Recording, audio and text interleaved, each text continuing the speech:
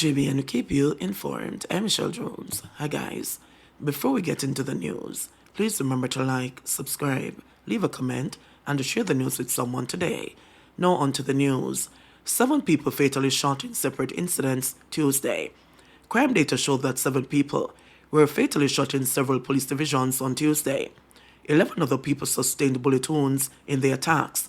The murders were recorded in the St. Andrew North, Kingston Central, St. Andrew South, St. Andrew Central, Kingston Western, and the Hanover Police Divisions. A taxi operator who was fatally shot along Mountain View Avenue and a security guard who was found murdered in Olympic Gardens were among the victims. 9 shot, 1 fatally, at Barron Lounge on Shortwood Road. 9 people were shot, 1 fatally, when a man opened fire on patrons at a Barron Lounge along Shortwood Road in St. Andrew on Tuesday night. A woman was being identified by her alias Kim died from her injuries in the attack. It's reported that about 11:30 p.m., patrons were inside the lounge when the man entered and began firing indiscriminately. After the shooting, it was discovered that 9 people, including 4 women, were shot. The police were called and the victims rushed to hospital. According to community members, screams and explosions sounding like gunshots could be heard coming from the bar.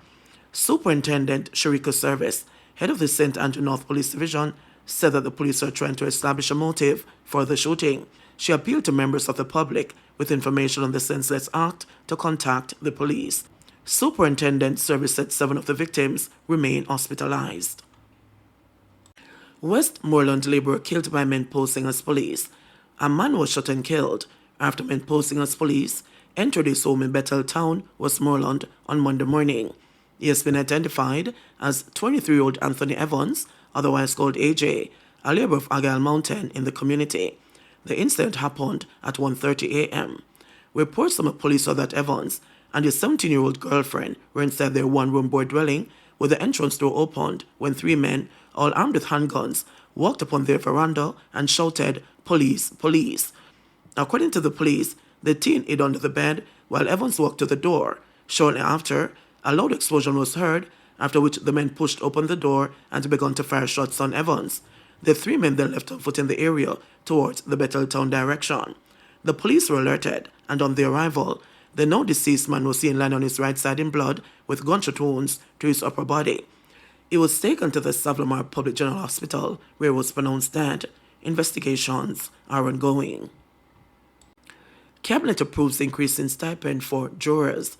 Cabinet has approved an increase in the stipend for jurors, says Minister of Justice Delroy Chalk, making the announcement during his contribution to the 2024-25 sectoral debate in the House of Representatives on May 21.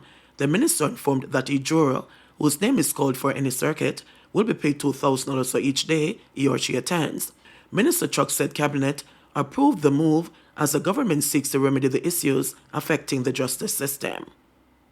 I am pleased to announce, Madam Speaker, that Cabinet has approved an increase in the stipend for jurors.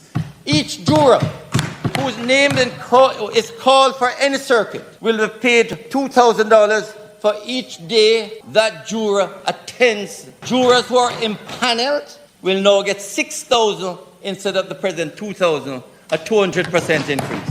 Madam Speaker, this is necessary because a lot of jurors, especially in the rural areas, have to take taxi from way in the hills down to the town. Very shortly, Madam Speaker, we will come with the regulations to change it so that hopefully shortly it will be, executed. 16 more Haitians apprehended in Portland. Another group of Haitian nationals were picked up on Wednesday morning in Anchovy Gardens, Portland. The 16 individuals and the driver of the bus in which they were traveling were taken to the Port Antonio police station. A pregnant woman and the children were among the persons held. It's reported that the Haitians were being transported to Montego Bay, St. James, but the vehicle developed mechanical problems. Residents of the area tried to assist, but got suspicious after the driver refused to unload his passengers from the vehicle. Another motorist that was piloting them is on the run. Police sources have confirmed that at least 16 Haitians were intercepted aboard a black Nissan Serena minibus shortly after 11 o'clock Wednesday morning after the vehicle developed a punctured tire. On Monday, 8 Haitians were found in Hector's River in the parish. It's believed that a large group of the migrants arrived in the island Sunday on a small sailboat. Student engineer charged for a fatal stabbing of man during dispute. 33-year-old Tashwin Todd, otherwise called Twain, a student engineer of Parry Town and Parry St. Anne, has been charged with murder. Todd was charged following the stabbing death of 29-year-old Porter Ricardo McGee on Seaboard Street in Falmouth, Trelawney on May 18. The Falmouth police say about 12:45 a.m., McGee got into a dispute with another man when Todd intervened. A knife was brought into play and McGee was stabbed in the upper body. He was assisted to hospital where he was pronounced dead. Todd turned himself in and was charged on Monday. Teen girl charged with murder for her brother. A 17-year-old student who is alleged to have killed her brother Alwyn Beckford has been slapped with a murder charge. Anika Dennis was recently charged following a question and answer session over the weekend. Her sibling, 24-year-old Sharika Dennis, and their father, 62-year-old Royston Dennis, were previously charged with Beckford's murder. The now deceased man was reportedly hit with a stone during a confrontation with his relatives last Monday at Hertford in Petersfield in the parish. He later succumbed to his injuries. Reports from the police indicate that Beckford was at home with his fiancée when an argument developed between him and one of his sisters. During the argument, it is alleged that the three family members, including his sisters, began hurling stones at Beckford, one of which reportedly hit him on the left side of his head, causing a wound that bled profusely. Beckford later collapsed and was rushed to the Savlamar Public General Hospital, where he was pronounced dead. Their court date is being finalized. Teen charged for allegedly stabbing schoolmate in Clarkstown. A 15-year-old boy has been charged with wounding with intent after he reportedly stabbed a schoolmate in Clarkstown Square in Trelawney on May 2. The Clarkstown police say about 3 p.m., the teen and his schoolmate got into a dispute which escalated. The accused boy allegedly used a knife to inflict stab wounds to his schoolmate's back. The wounded boy was assisted to hospital where he was admitted for treatment. A report was later made to the police and the accused teen was taken into custody by a justice of the peace. He was subsequently charged. No bail for jealous woman who allegedly stabbed ex-boyfriend's new lover with a knife. A St. James woman accused of stabbing her ex-boyfriend's current partner in an apparent jealous rage, resulting in the victim undergoing surgery, was found unsuitable for bail during her appearance in the parish court on Monday. Nikisha Collins appeared before presiding judge Natisha Fairclough-Hilton, charged with wounding with intent. According to court documents, Collins was previously romantically involved with the man who is currently in a relationship with the complainant. The prosecution alleges that on February 16, while the complainant was at her home, Collins arrived there and engaged in a confrontation in which she attempted to stab her with a knife. Two individuals had to step in to stop Collins from causing harm to the complainant. It is also claimed that Collins made a threatening statement to the complainant before the authorities arrived, saying, "Me must kill you." 4 days later, about 8 p.m., the complainant was reportedly on her way to work when she was confronted by Collins, who allegedly brandished a knife and stabbed her in the region of her left breast.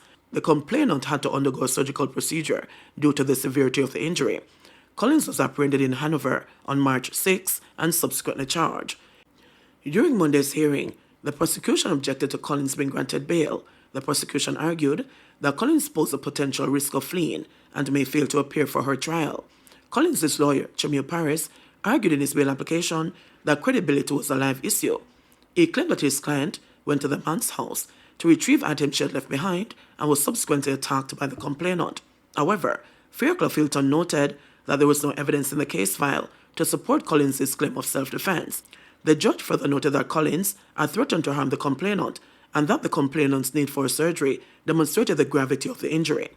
"I don't know of any suitable conditions that I can impose to prevent her from carrying out these attacks," Fairclough-Hilton stated prior to rejecting the request for bail. The defendant was remanded in custody until June 4 when the case returns to court. Vaz did not commit data breach of Golden's citizenship information, says Maurice Dixon. Information Minister Dr. Dana Maurice Dixon says Cabinet Minister Darrell Vaz did not commit a data breach when he revealed personal information about opposition leader Mark Golding.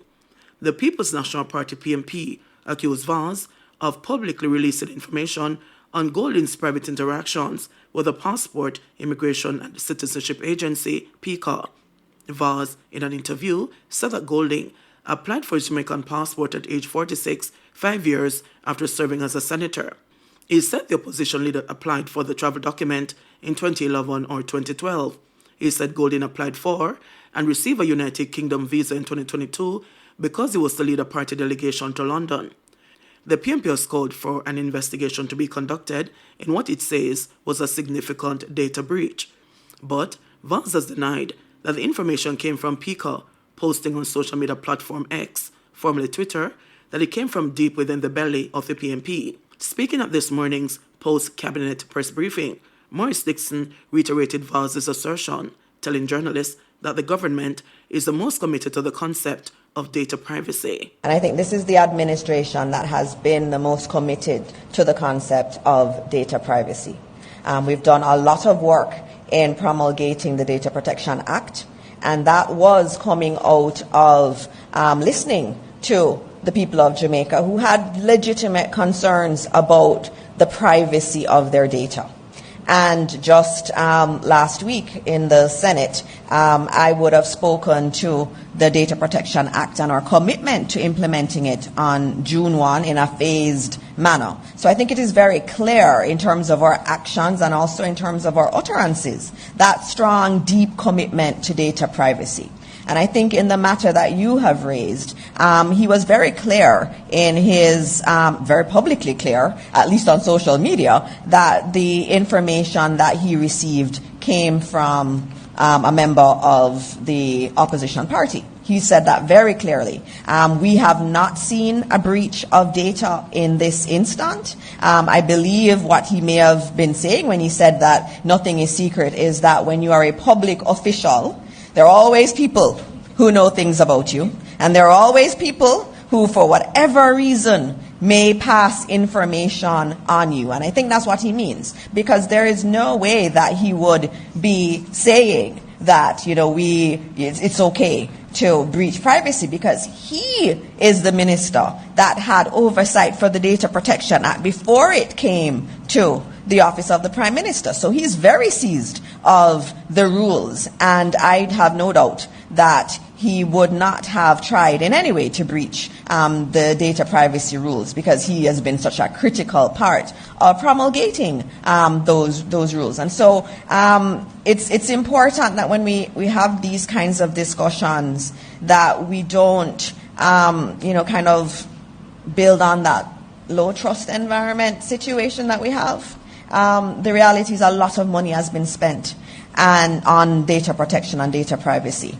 And when we start on June 1, I made it very clear there is no exemption for government entities.